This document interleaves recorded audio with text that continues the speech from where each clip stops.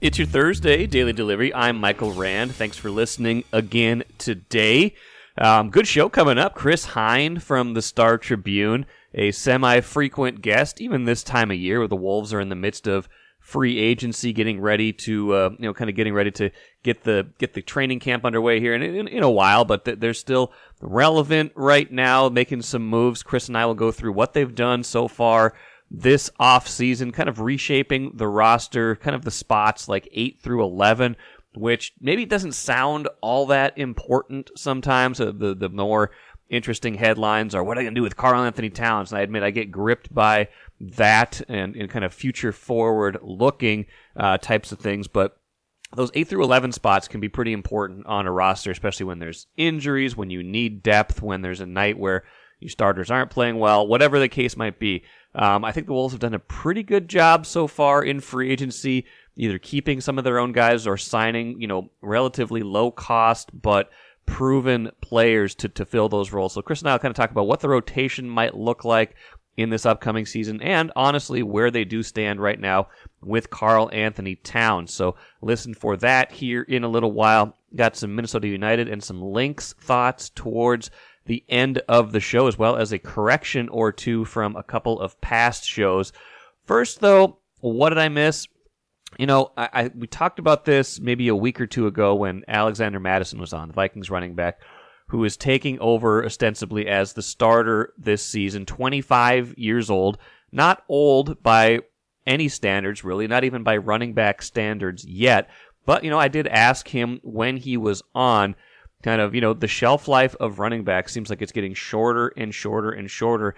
And frankly, he has this job right now, this lead back role with the Vikings signing on a, relatively modest two-year, $7 million contract. He has this role right now because Dalvin Cook will be 28 pretty soon and is deemed in this NFL to be getting on the wrong side of the age curve. And so Bill Barnwell does a really good job at ESPN, wrote a piece about kind of our team's overreacting, our team's going too far. Where did this running back kind of devaluation start? Cook is still a free agent right now. Ezekiel Elliott a free agent right now. A lot of other good proven running backs who are kind of in that 27, 28, 29-year-old range don't have jobs right now. And in the past, that might have been a prime age for an athlete and is still very much a prime age for athletes in other sports and even at other positions. That you don't find 28-year-old quarterbacks or wide receivers being squeezed out of the league. Why is this happening to running backs? And Barnwell goes through a lot of different explanations, including teams who have had success with multiple players in the backfield with younger players, teams who have had have understood where what the running back's role is in an offense and kind of finding guys who fit that instead of keeping higher priced players.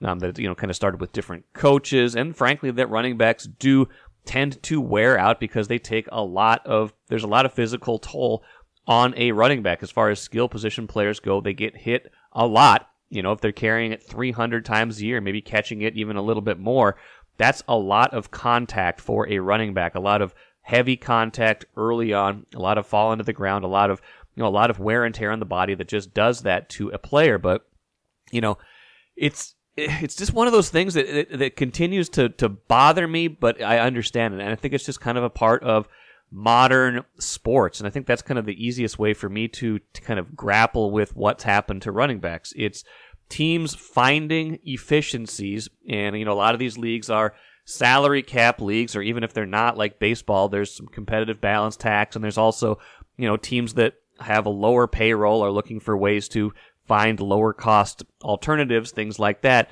There's basically a cheat code in every league where you get lower cost labor early in a player's pro career. It's the same in baseball, football, hockey, basketball. All of these have some sort of rookie scale contract where talented players who, even if they start to produce right away and are producing at a pretty high level, are not making the same amount of money as their veteran peers. They're on these kind of rookie scale deals, and they're still making a very good wage, but nowhere near probably what they would make on the open market in a lot of these cases. And you compound that with, sometimes these contracts, baseball contracts, you might not get there till year 6 to become a free agent.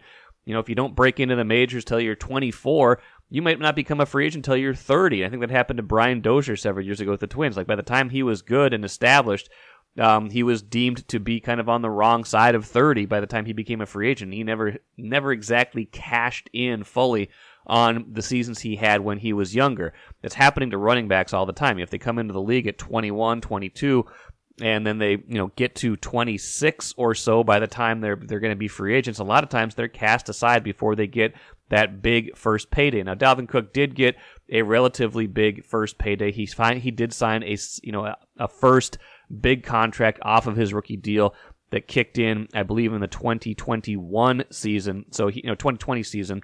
So he did wind up with career earnings, according to SpotTrack, of $32 million. But in his rookie deal as a second round pick, he wasn't making all that much at all. He made probably maybe $5 million in those first 3 years of his deal, and then the last few were about $27 million. The contract was hailed as a 5-year, $63 million contract, but that was really just on paper. The Vikings ended up cutting him and walking away with some dead money, and that's what a lot of teams are doing with a lot of these contracts. If a guy gets to be 26, 27, they're saying, nope, we are going to turn to the younger, cheaper alternative. And with the Vikings, that's Alexander Mattison, who at 25 is probably only a couple years away from being in that same boat, and he maybe recognized that with his 2-year deal. And even he said on this show a couple weeks ago, like, hey, I've signed for 2 more, hopefully more after that. He recognizes his shelf life is short and potentially short, and he's setting himself up for a life after football already, even at age 25. So just a predicament, an interesting approach and look at it from Barnwell. I encourage you to go read that after, of course, you read everything in Star Tribune and StarTribune.com today. It's an interesting piece. It kind of gives a deep look at how this has evolved, why it's happening. I think that the real problem is that the science bears it out. We have all this data. We know why it happens. It just doesn't seem fair. It doesn't feel fair still. I don't exactly know what the alternative is. I don't know how to kind of make sure running backs and other positions are compensated fairly to kind of understand what's happening with these contracts. But it is definitely a real thing that's happening right now. It's happened to the Vikings, and it's happening everywhere else in the league. MGM Wine and Spirits is the choice for savings, service, and a great selection of spirits, pre-mixed cocktails, wines, and of course, ice-cold beers and hard seltzers. With over 30 locations throughout the Twin Cities and beyond, there's an MGM near you. Head to MGMWineandSpirits.com to find a convenient location in your area. Get social. Follow MGM on Facebook and Instagram for all the latest news and trends. Make great moments with MGM Wine and Spirits, your locally owned and operated choice for over 50 years. Save time, save money. Shop MGM. Let's talk Timberwolves on Daily Delivery today. Chris Hine, Wolves beat writer from the Star Tribune, joins me. And, Chris, it doesn't feel like the script that the Wolves went into the offseason with doesn't feel like much has deviated from that so far. They haven't made any major trades. I think the Naz Reid signing was probably the biggest thing they've done, in addition to, of course, the expected Anthony Edwards extension, and I would imagine a Jaden McDaniels extension is probably somewhere around the corner here as well, terms of that TBA. But what I want to talk about mostly today is just kind of some of the fringe moves they've made, some of the kind of lower leverage signings that have filled out the roster, and these guys, they'll kind of be like mid rotation players, guys who they lean on and need. How do you think they've done with that phase of roster building this offseason? I think the biggest thing we were wondering after the Naz Reid piece came together about 5 days before free agency opened was, okay, how are they going to fill kind of this backup point guard role, when Mike Conley is off the floor or he has to miss time because of injury. And so the Shake Milton signing was the answer to that. They bring back Jordan McLaughlin, who his contract was not guaranteed for this year coming into free agency, and they decided to guarantee it. So that's point guard depth there as well. And then bringing in Shake Milton as well. I think that's the most intriguing signing of the guys that they did bring in, and the guys kind of filling out the rest of the roster. Just kind of what's his role going to be, how significant will it be, and just kind of how do they juggle those minutes, with him, with Kyle Anderson's ability to handle the ball, Ant's ability to handle the ball in spurts. Nickeil Alexander-Walker could also bring the ball up and get you set up. So I think that's one of the things that we're going to have to see play out in the early part of the season is just how does Chris Finch decide to use those non-starter minutes at point guard, and should Mike Conley have to miss time, who's starting at point guard? What do those lineups kind of look like? So I think that answered at least some of the questions, but now I don't know just who's going to get all the minutes at point guard as we enter the season. Yeah, I think that's interesting. That's one of the things you asked Chris Finch in Q&A you did with him recently. I'll get into that in a little bit. But the Milton signing was interesting because here's a guy who played pretty heavy, regular rotation minutes for an awfully good Philadelphia team. And his role was pretty similar in the last, 4 seasons, playing, roughly 20 to 24 minutes a year.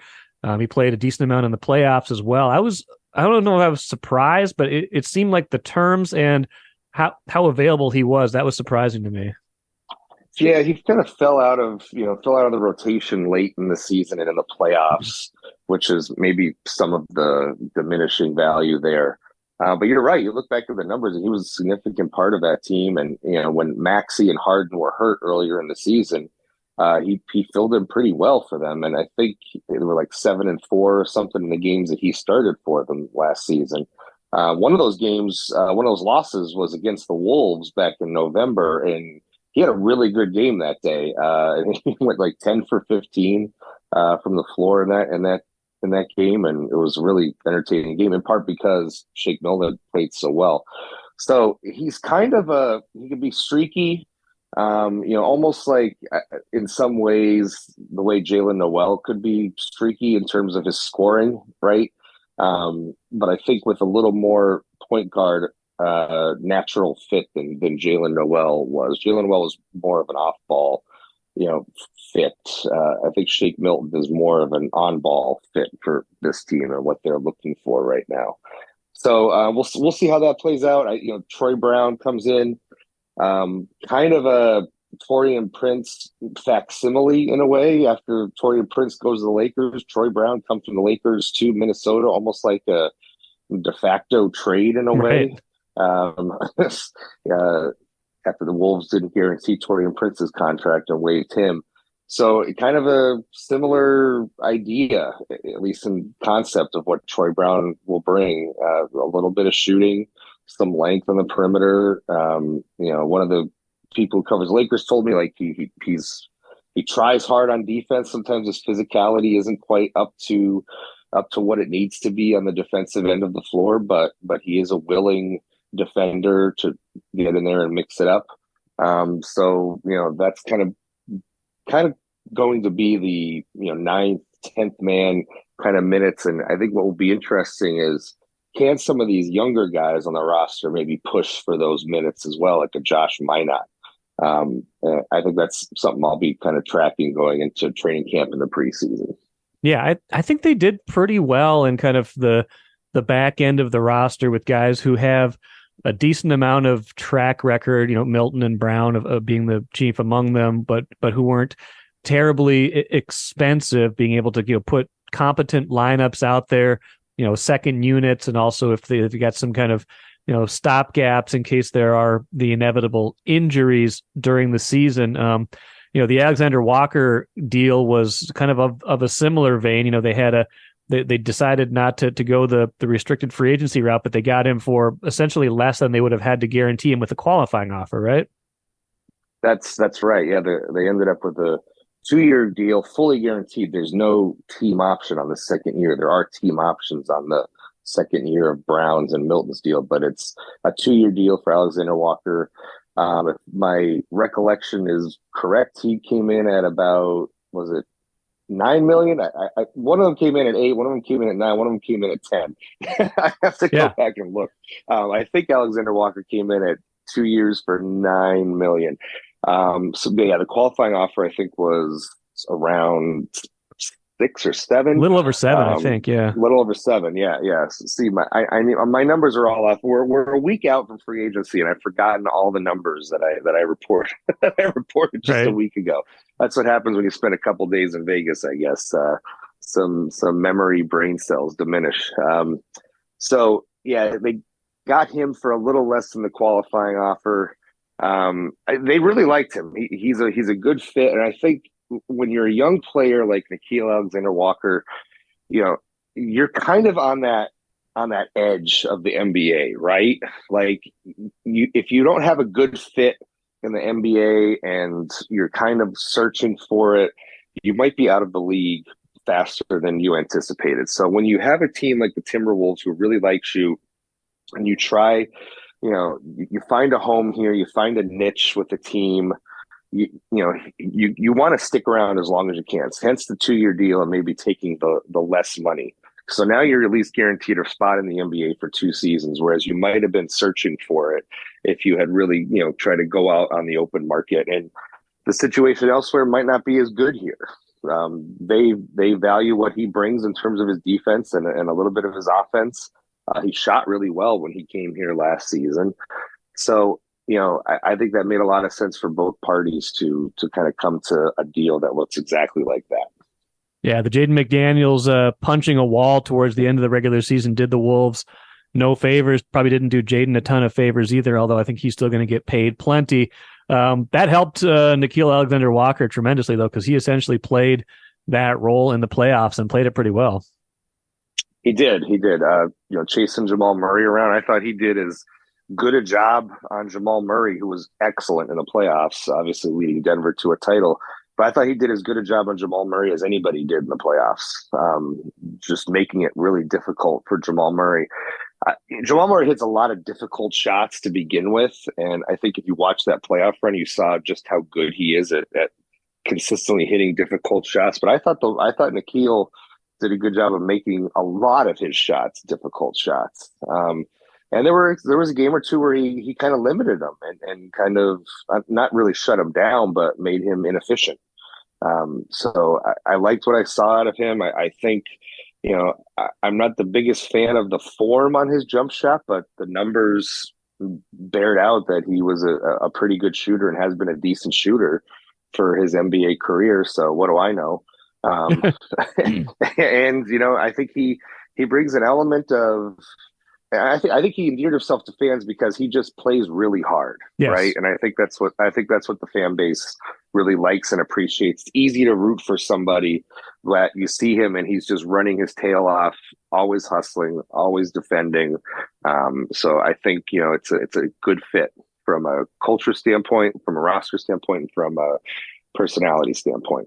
Yeah, and he kind of just played himself into the rotation when he came over in the Russell Conley deal. If he kind of felt like he was a throw-in, a salary match almost, but he definitely played his way into that pretty they and proved to be pretty valuable. A nice guy to have around, like you said, too, because he can handle the ball a little bit. And it seems like the Wolves are, they seem like they kind of have a type. They like guys with some positional versatility, guys that can guard multiple positions. I don't think that's a secret. That's kind of the NBA these days, but they kind of seem like they're stockpiling players like this. If we go back to, the Josh Minot second round pick a couple of years ago, Leonard Miller this year, and some of the guys they've brought in free agency this year.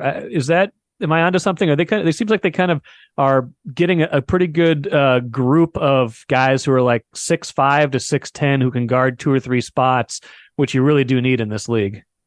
Yeah, I think that's accurate. I throw their other second round draft pick, Jalen Clark. Yes, kind of in that mix as well. Pac-12 Defensive Player of the Year. So I think you're onto something there. I also think that something that's important to Tim Connolly is also just getting good dudes in the building, and guys that are going to want to buy into the culture, hard workers.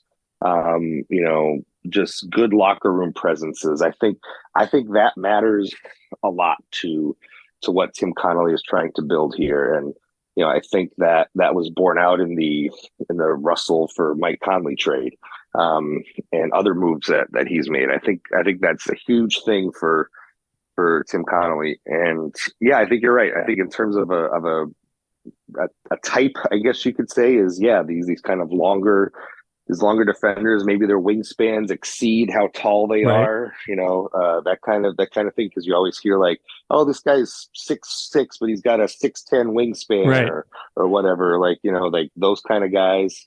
Because I think the more you're able to switch, I think just in general, the more effective you are defensively. And, we'll see how it all kind of comes together with Cat and Rudy on the floor next season, and, with Nas as well. And kind of where Nas's development is defensively. How is Karl going to be, defensively defending fours again, regular, in terms of just regular minutes, as long as he's healthy this season. Just kind of how does that bear itself out over an 82 game season when Karl is available for most of it? So, we'll see kind of how Finch chooses to deploy all these different options he has. But I do think that defensively, this team in general is on its way up. Now, pretty much, there's no real smoke at all from anybody who's credible on any kind of Towns trade right now. And I would imagine that what they've been saying all along is what you've been reporting all along, is that they seem intent on running this back with the roster they have. Before I get into some kind of how this rotation might shake out, the thing you do still see a little bit of from people who are who are respected and not just fan sites doing the rumor of the day is watch out for something maybe at the trade deadline. Is that a viable path to you? That seems disruptive to me in terms of a Towns trade, but I want to hear what you think of that notion. Well, I mean, I think there's so much that can happen between the beginning of the season and the trade deadline, right? Yeah. Like, what if the Wolves come out and are suddenly competing for the best record in the Western Conference, right? Sure. Would you want to make a trade then? If they come out and they're terrible, then yeah, I could see something happening at the trade deadline. So I wouldn't say yes, I wouldn't say no. It's July. The trade deadline is February. Right. There's 50 plus games of basketball that's going to have to happen between now and then. So anything can happen. Like, watch out for the trade deadline. Yeah, watch out for the trade deadline for anybody making moves, for any player. Right. Like, that's what the trade deadline's all about. Right. So I don't put much stock in that at all. No. Listen, the one thing you learn covering this league, never say never on any player at any time, because you never know who's going to be available and when, and what that prompts teams to do to try and get a certain player. So nobody's ever 100% totally safe off the block or whatever. Everybody at any time is always potentially tradable. That's the rule of my fantasy football teams. That's the rule of the NBA as well. So there's so much that needs to happen between now and the trade deadline that I wouldn't worry about it right now. I think that's a good way to put it. And what we know right now is, I would venture 99.9% certainty, if everybody's healthy, the starting lineup is Conley, Edwards, McDaniels, Towns, and Gobert. And I would say the first two guys probably off the bench most nights, deployed in various fashions, would be Kyle Anderson and Naz Reid. If that sounds about right to you, now that we know kind of some of the people in the building through free agency, now that we've seen a little bit of summer league and kind of get a taste of, if any of these guys are kind of making progress in year two, whatever it might be, or even as rookies in summer league, how do we see, like, who's kind of the candidates to get the most minutes in kind of those 8 through 12 roles, or how do you see the rest of the rotation kind of shaking out based on what we've kind of already talked about with what they've done in free agency and who else they have? I think at least getting the first crack at those minutes are probably Alexander Walker and Milton as your 8th and 9th guys, and then I'd throw Brown, Minot in there, kind of in that 10-ish, 9-10-ish range. Yep. Depending on matchups, depending on the opponent, on a given night. So I would say that there's a possibility Josh Minot could push for playing time next year. Absolutely. Especially if he can bring it, defensively and especially rebounding, which is something this team could certainly use. So I guess I kind of handicap it like that. I think Alexander Walker, with the way he closed last season, at least at the start of the season, has kind of earned the right to a decent chunk of minutes to start the season, and then you just kind of go from there and see how he does with that. Yeah, that seems about right to me. I'm still wondering if they're going to miss Taurean Prince a little bit just because he was so steady and you kind of knew what you were getting from him. And I still wonder if they have quite enough shooting, enough guys that can, enough guys that worry you from three. I know they've got guys that can make 35 to 37%, can be kind of league average, but that does feel to me like they're still missing maybe one or two guys that just strike fear into the hearts of opponents that you can't leave this guy alone or he's going to hurt you. Yeah, it's kind of that. Like, they have guys who are good, not great shooters. Like Taurean Prince was consistently a very good shooter, right? Throughout the course of his career. I don't think they quite have that coming off the bench this season. Troy Brown was 38% last season, but that was the best he shot in a little while. Nikhil shot very well when he came to Minnesota last year, but better than he shot in his career. So it's going to be interesting to see, are they able to kind of knock down some of these open looks? That's why I think Nikhil gives you, or at least kind of gets some of those minutes right away, because Taurean Prince, what was he? He was a 3-point shooter primarily for them, and somebody who was defensively versatile and helpful. Nikhil defensively could come in and guard the other team's best player and, can knock down an open three. So that's why I say he probably gets the first crack at those kind of eighth or ninth man minutes. Assuming Finch wants to go with like a 9-man rotation on most nights. Speaking of Finch, final thing for you, you had a Q&A with him that was online and not too long ago. Anything, I read it, I was interested in it. Anything stand out to you from things that he said? Anything that was either unexpected or that he delved into in a way that caught your attention?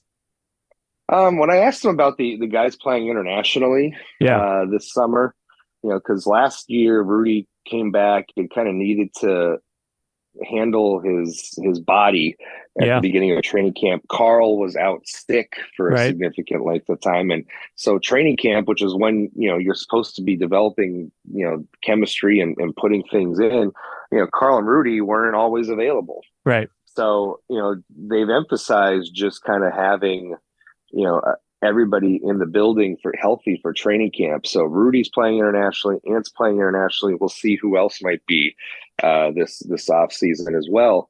But one thing he said is, look, these guys, we support them, but they got to come back and know that we can't be resting them in training camp. Yeah, like we got to get together. We got to get on the same page. We got to get chemistry going early in the season. They can't afford, with how tight the West is, and you can't afford to be just dropping games early because you don't quite have your stuff together early in the season. So I think that stood out. I think another thing that Tim Connolly has preached in various interviews, I heard him on K-Fan a while back talking about this, and now I think he said it elsewhere as well. This team needs to be more mature. This team needs to stop complaining to the officials as much as they do. And Finch included himself in that. And it's just, you got to let the officiating go. Ant actually did a pretty good job of that as the season went along. So you could see that, like, it's possible. You can clean up. Ant got a bunch of technicals in the first half of the season. And then in the second half, he barely got any. And some of that was just learning how to communicate with officials. He spoke to the league about it and, how better to talk with officials. And, so I think it's possible for them to do that. But, I also wonder, because some guys like Karl and Rudy are so set in their ways of how they play and the emotion with which they play. Are they going to be able to turn it around and not let the officiating bother them as much as it sometimes seems to do? Yeah, I thought that was interesting. One other thing I thought was interesting too was this. I think you asked him about Edwards and kind of the evolution of his game, and it wasn't so much of a critique, but you could tell that basically talking about end of game situations, like is the you can get your step back three anytime you want. Is that really the best shot, especially early in the clock kind of stuff? That seems to me like he's wanting Edwards to change his philosophy a little bit more and look for something else aside from that shot, at least early in the clock. 100%. And when I did an interview with Ant just after the season, he talked about like he wants to be the one that's taking the shot late in games. He would prefer not to defer to his teammate. Well, not that he wouldn't defer to his teammates, but he wants to be the one taking the shot. Listen, if a team triple teams him, he's going to give the ball up, right? Of course, yeah. But he wants to be the one taking the shot, and I did wonder at the time, like, so does that mean it's just going to be Ant step backs every time that it's a close game? And I think that's, as we see from Finch's comments, like that's not going to be the case. What he wants. Yeah. And listen, their late game offense was lacking. Yep. To put it mildly, late in the season, probably ended up costing them that playing game against the Lakers. Definitely, yeah. Because the Lakers couldn't execute down the stretch of that one either. And so, some of that can be attributed to chemistry, and you're working Karl back into the mix at that point in the season after missing most of it.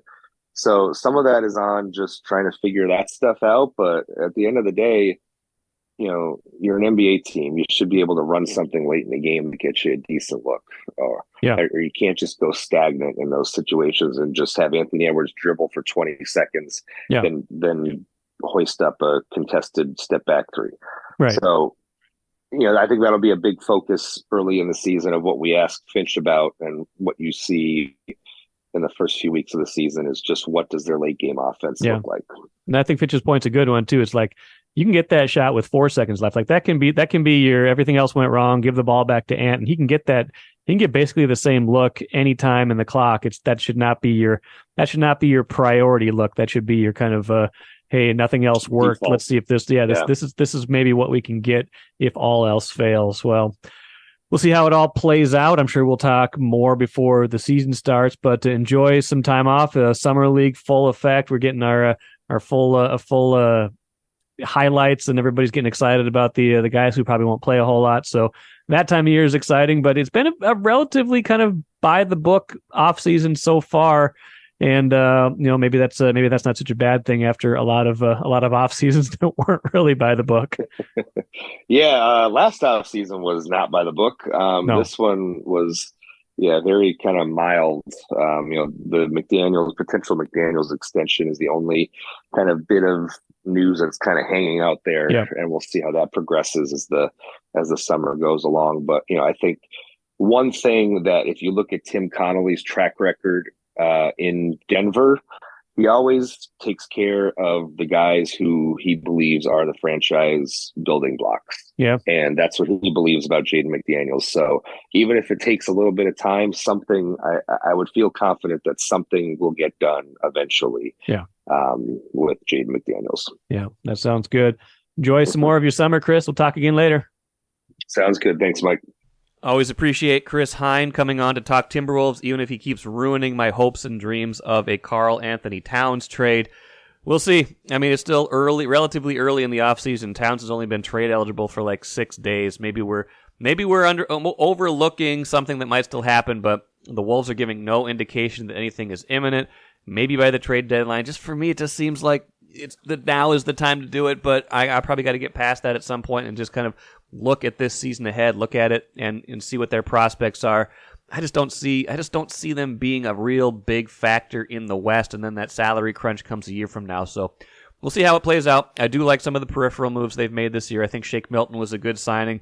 I like bringing back Nickeil Alexander-Walker, bringing back Naz Reid, gives them some flexibility, gives them some options down the road. So we will see how it all shakes out as usual. Not a lot of drama so far for the Wolves, and maybe for Chris at least, that is a good thing. Let's finish with the cooler. Couple of corrections, if I might, right off the jump. Scott emails to say that on a recent episode I mistook the school that Matt Wallner attended, Twins prospect and sometimes Twins player Matt Wallner. He attended Southern Miss, not Mississippi State. My bad on that one. Liz noted to me, I've been thinking about the WNBA playoffs wrong. It is not the cumulative record of the teams over the last 2 years that determines the 4 teams that will be in the draft lottery. It is the teams that missed the playoffs this year, and then their record over the last 2 years determines how many ping pong balls they get in the lottery. So the Lynx cannot make the playoffs this year, and still be in the lottery. I was reading that rule wrong. I want to make sure I clarify that. Now, speaking of the Lynx, they kind of can't decide what they are this year because they started out 0-6, and they had that huge surge to get back to 9-9, and they've gotten blown out the last two games, including yesterday, going into the All-Star break, 107-67 at the hands of Dallas, a matinee at Target Center. A lot of fans in attendance did not like what they saw. Cheryl Reeve lamenting the lack of defense in that game. Maybe they do need a break here. 9-11 still in the hunt in the playoffs. Again, 8 out of 12 teams make it, so sometimes it is hard to miss the playoffs in this league, but they're still trending relatively in the right direction. But those last two games, losing by, I think, 24 and 40, those are sobering reminders of maybe where they stand in the pecking order. And Minnesota United, Timo Pukki gets his first goal for the Loons, a nice through ball from Emmanuel Reynoso. They win 3-0. They've got one more game Saturday before a real long break over the summer. I don't think they play again after this next one until mid-August, so almost a month, or maybe over a month of inaction for that team as they take a break over the summer. So that will do it for today. Got some Gopher volleyball talk on Friday's show with Jeff Day. Just some interesting stuff he's been writing lately. Want to catch up on that program, which deserves to have a light shown on it a lot of times, because that's a program that's kind of moving into a higher stature, and in a sport that's moving into a higher stature. So I want to talk to Jeff about that on Friday's show. Until then, enjoy the rest of your day. I'll be back at it again tomorrow.